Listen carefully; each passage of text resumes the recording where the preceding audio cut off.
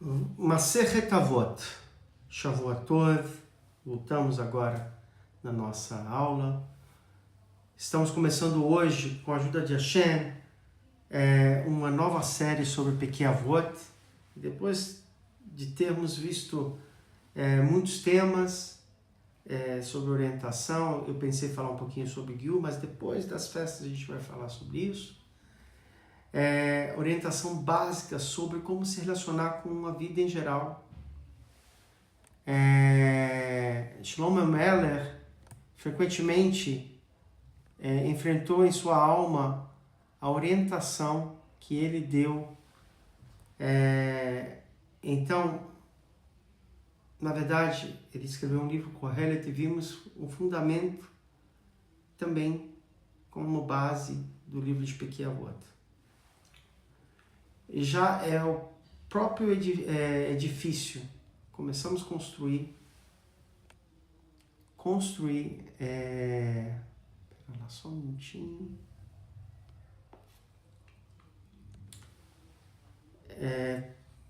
Construir detalhes minuciosos sobre como comportar-se no dia a dia.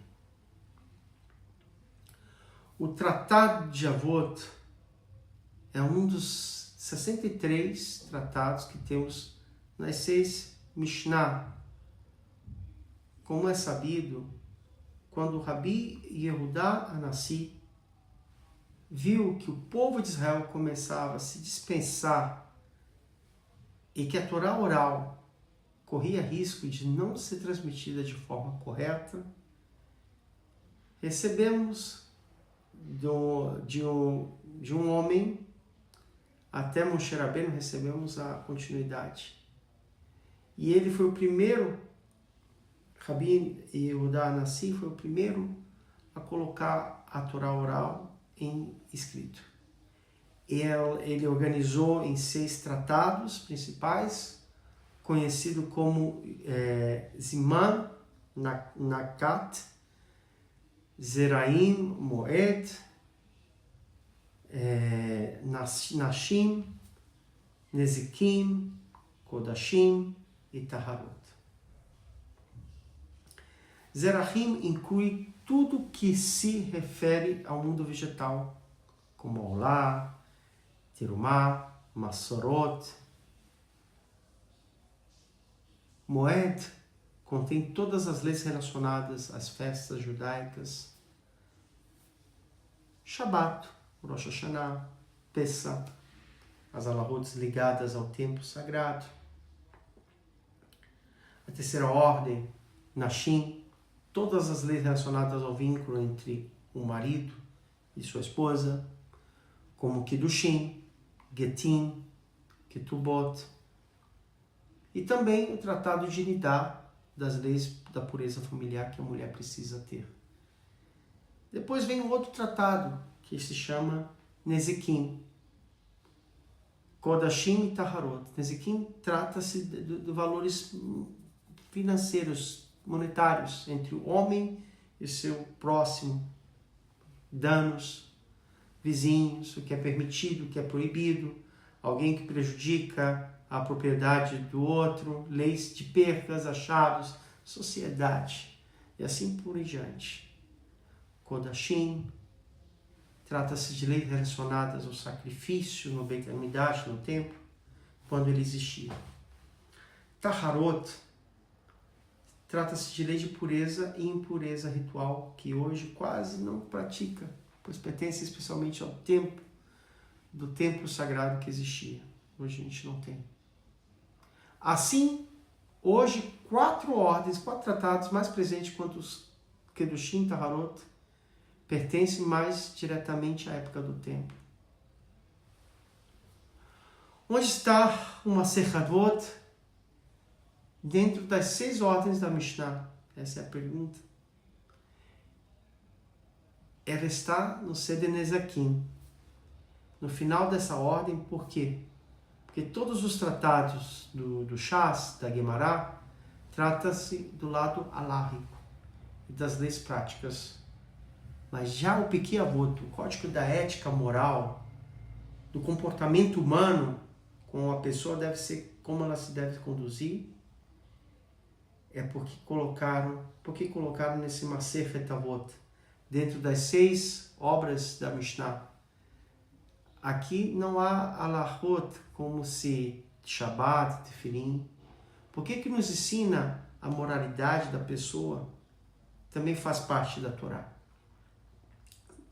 Não menos do que todas as outras leis da Torá. Também a conduta moral, como a pessoa deve agir, quem é honrado, aquele que honra as criaturas. Isso está em Pirkei Avot, mas a parte da Torá. Por isso, o nome do tratado, Masechet Avot, em geral, os nomes do tratado seguem os assuntos tratados.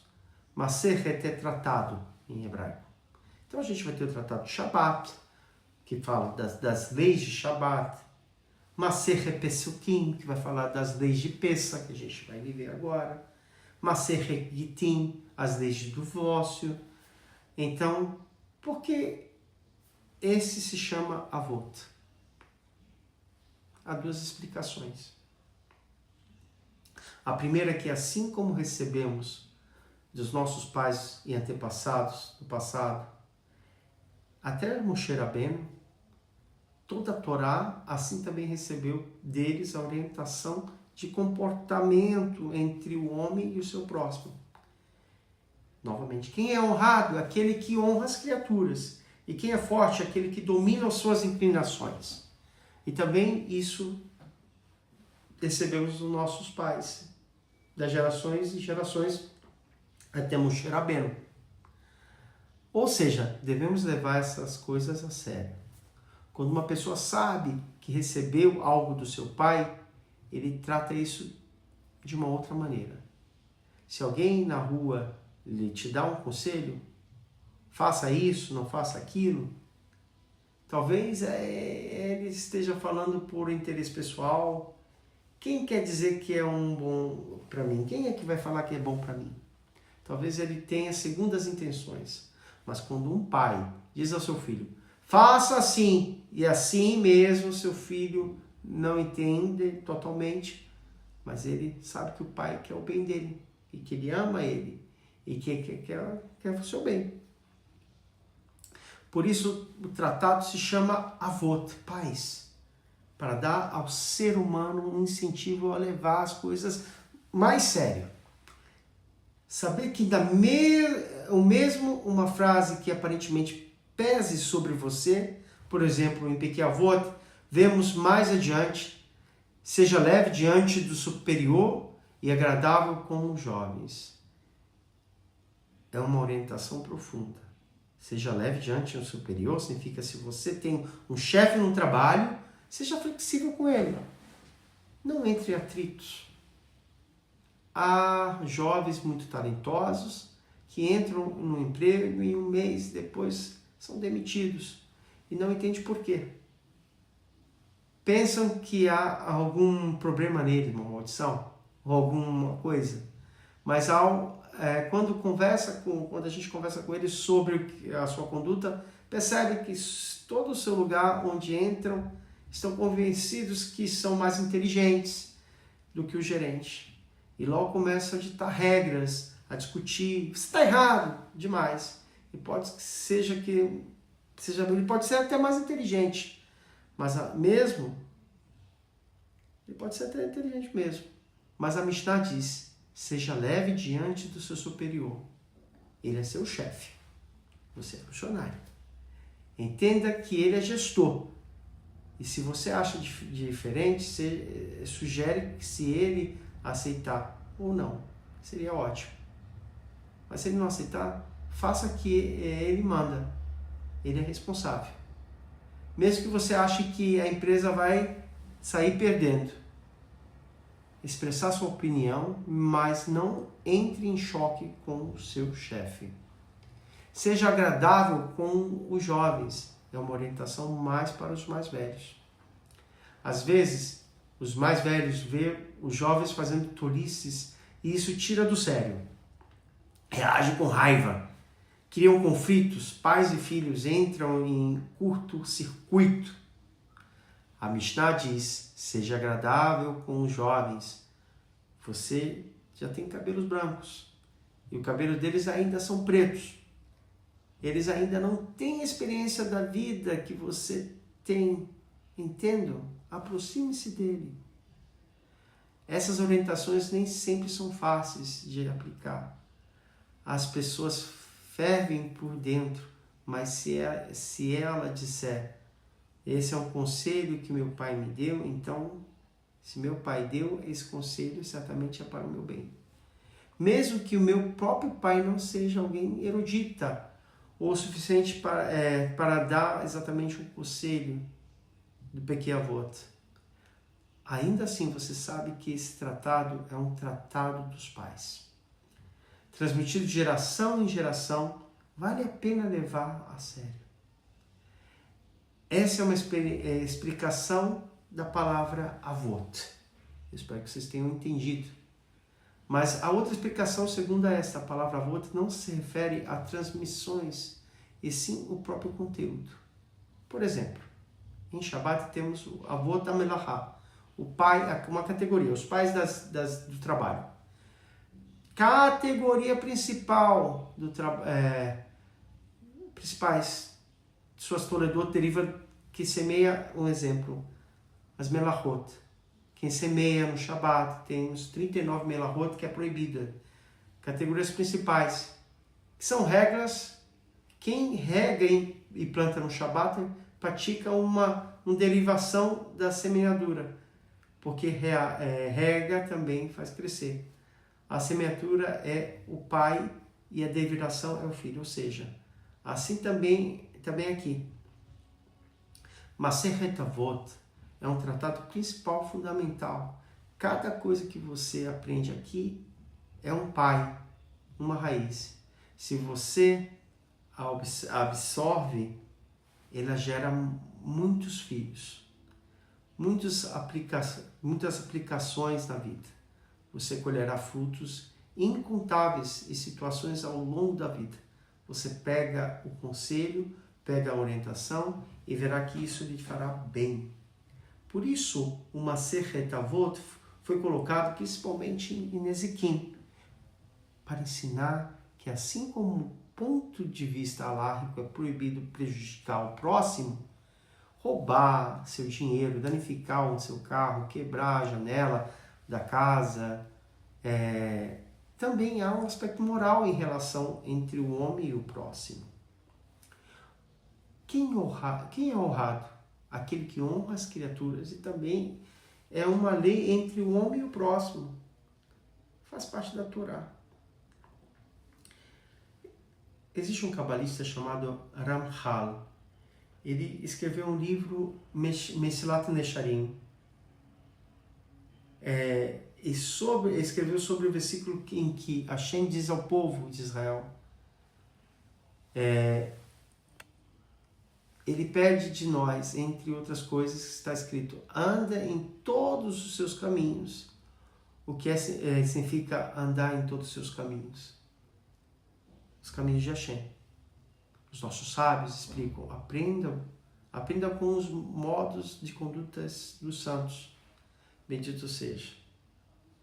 Assim como ele mesmo, quando as pessoas pecam, não pune imediatamente, mas age com paciência e misericórdia, também você sabe, seja misericordioso.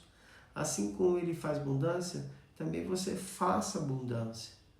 Adão e Eva, depois de ter pecado da árvore do conhecimento, passaram a sentir vergonha de estarem sem roupa. Antes disso, não sentiam vergonha. Os instintos Baal e Yetzer Hará entrou neles. Isso trouxe vergonha. Eles foram contra a vontade de Deus. E o que está escrito na Torá? E Hashem fez Adão e sua esposa vestimentos de pele e o vestiu. Mas ele havia pecado. Deixe que sofram. No entanto, Hashem lhe fez bondade. Assim também você, mesmo para com alguém que errou, seja alguém que faça bondade. Todas as qualidades e condutas entre o homem e o seu próximo são parte da Torá. Não como alguns pensam, guardar Shabat, colocar o tefilim, dar tzedakah, isso é lei da Torá. Mas respeitar os outros, não ferir com palavras, isso já não teria a ver com a Torá. A pessoa pensa, tá, então ela se ofendeu, e daí? Eu brinquei com ela. São coisas que muitos podem desprezar. Acho que não são tão graves. A Torá vem e diz, isso também faz parte da Torá. Por isso, em Pirkei Avot, no Código de Ética, é um dos 63 tratados do Shas, da Gemara, do Talmud. E não é um aprendiz externo, algo externo. Agora, passamos para a própria Mishnah. A Mishnah começa com a palavra Moshe recebeu a Torá no Monte Sinai e transmitiu a Josué. E Josué aos anciãos. E os anciões aos profetas. E os profetas transmitiram aos homens da grande assembleia. E eles disseram 3 coisas. Sejam apoderados no julgamento, forme muitos discípulos e façam um cerco para a Torá.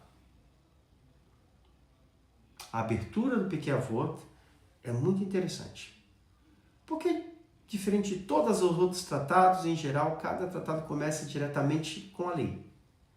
Aqui começa com uma introdução que, na verdade, se refere a toda a Torá.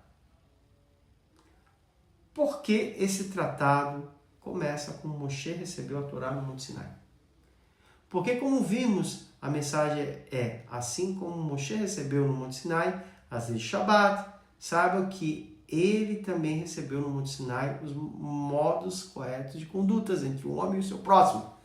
Portanto, tenha cuidado também com o que está escrito aqui. No Midrash está escrito que quando Hashem disse a Moshe, toma Yehoshua bin Nun, Josué, filho de Nun, e designa como teu sucessor. E Moshe ficou decepcionado. Já havia decretado que ele que morreria no deserto. E ele não sabia quem seria seu sucessor. Como um rei que vem depois? O filho. Moshe imaginou que um dos seus filhos assumiria a liderança, como aconteceu na dinastia de reis. Mas Hashem lhe disse, toma Yehoshua, toma Josué. Os nossos sábios explicam por que Yehoshua mereceu isso. Não é um dos filhos de Moshe, que também era grande estudioso de Torá. Por que Yehoshua apegou-se a Moshe?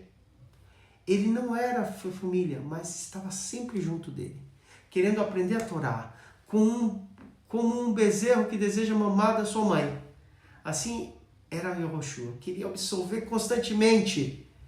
Como estava escrito, Yehoshua bin Nun, o jovem não se afastava das tendas. Ele servia a Moisés, caminhava atrás dele, observava a sua conduta, ouvia as perguntas que lhe faziam e as respostas que Moshe dava.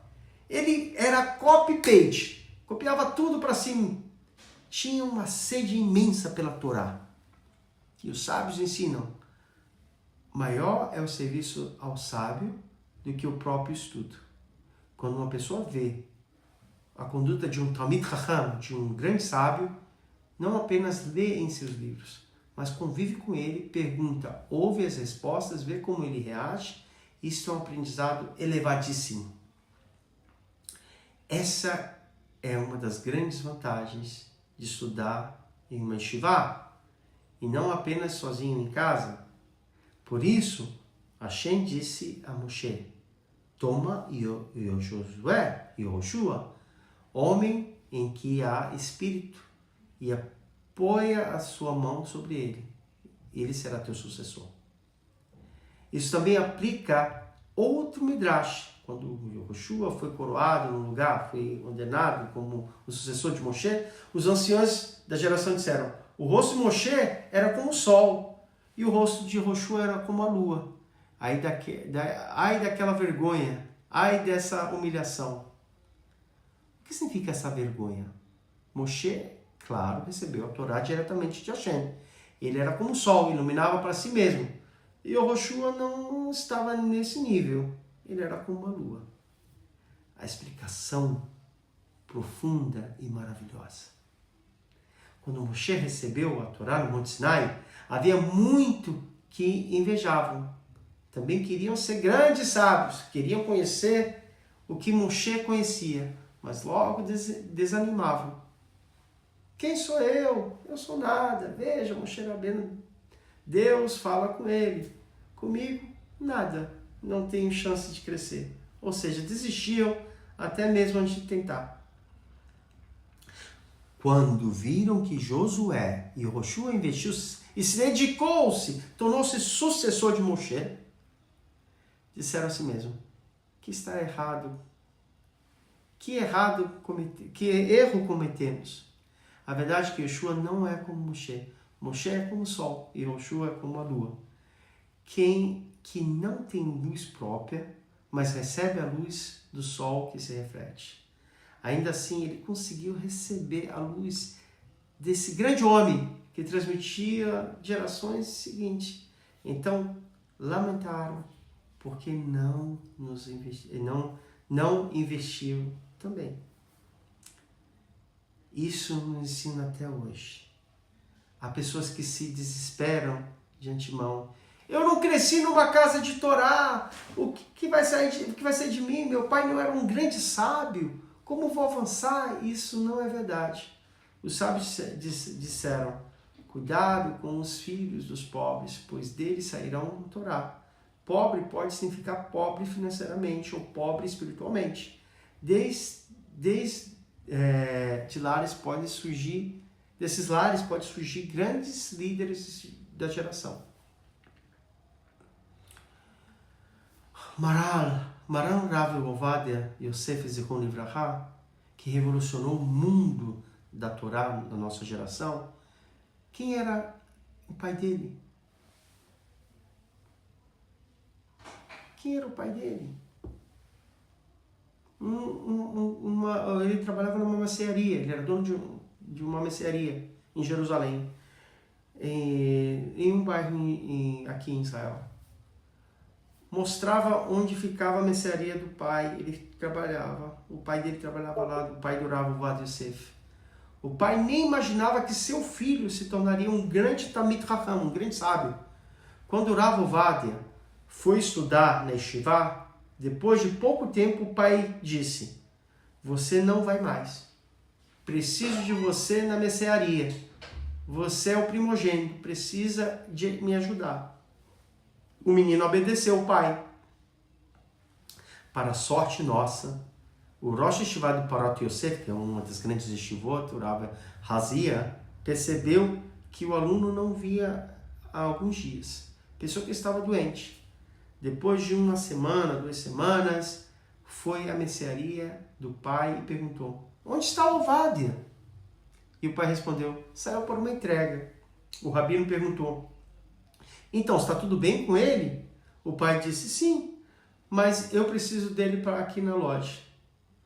O rabino insistiu, mande ele de volta para Yeshiva, ele quer estudar tanto. Deixa eu crescer, o pai respondeu. Preciso de ajuda aqui na loja. Então o Rosh Yeshiva do Parot Yosef em Jerusalém, uma das grandes yeshivot, disse assim, eu me comprometo, quando eu terminar o meu shiur, minhas aulas, virei fazer as entregas no lugar dele. Mas mande ele estudar. O pai ficou chocado. O Rosh Yeshiva, da maior yeshiva em Jerusalém, concedeu. Veja o presente. Am Israel recebeu. Por isso, cuidado com seus filhos, os filhos dos pobres, porque deles sairá a tua Torá. Esse é o primeiro trecho da Mishnah. Moshe recebeu a Torá no Sinai e transmitiu a Josué. Quem são os anciões mencionados aqui? O versículo disse, Israel serviu a Hashem todos os dias de Yehoshua, e Yehoshua todos os dias dos anciões, e prolongou seus dias após Yehoshua. Ou seja, aquele ancião que ainda conheceram Moshe, Eles receberam de Moshe, mas não como Yoshua, depois da morte de Moisés. Yoshua continua ensinando, portanto, ele fora aluno tanto de Moshe quanto de Yoshua. Depois, os anciões aos profetas, a geração seguinte já não havia Moshe, eram os profetas, ali veio Eli, Samuel. Os profetas se remetiram aos homens da grande assembleia, Ansher, Kenes e Gedulá. Quem eram esses homens? Já estamos no meio dos dias do segundo templo. Após o exílio da Babilônia, Ezra e Neemias subiram depois que Ciro permitiu reconstruir o templo. Formou-se grande Ansher, Kenes e Gedulá, composto por 120 gigantes da Torá, dentre eles os profetas. Eles eram a autoridade superior à lárrica espiritual do povo. Toda a questão era decidida por eles. A Knesset em Israel hoje foi chamada assim, referente a eles. E também, por isso, há 120 membros do parlamento aqui em Israel.